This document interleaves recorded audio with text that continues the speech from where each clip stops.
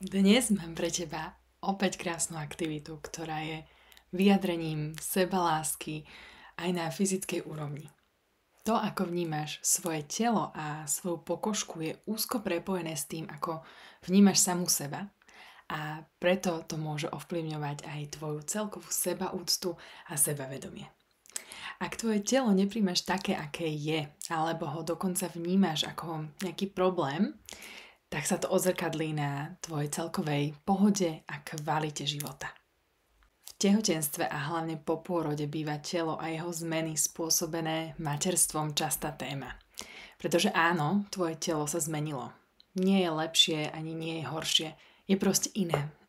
Dokázal úžasnú vec splodiť, vynosiť, porodiť a vyživiť úplne novú ľudskú bytosť, čo je obrovský zázrak a aj tým nám naše telo ukazuje, aké je dokonalé. Preto si rozhodne zaslúži našu lásku a láskavosť. Tak mu ju dnes poď naplno dopriať.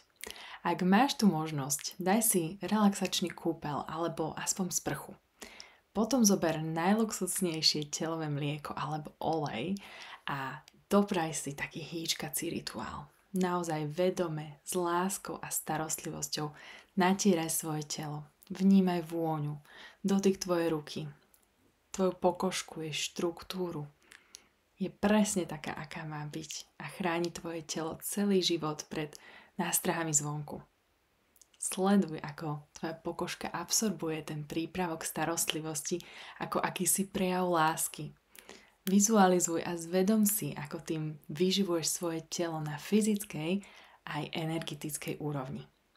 Daj si naozaj na čas, nikam sa neponáhľaj, precíť vďačnosť k svojmu telu za všetko, čo pre teba robí, čo spravilo alebo ešte aj robí pre tvoje bábätko, za to, že je fyzickou schránkou pre tvoju dušu, aj za všetko ostatné, za čo práve ty svojmu telu vďačíš.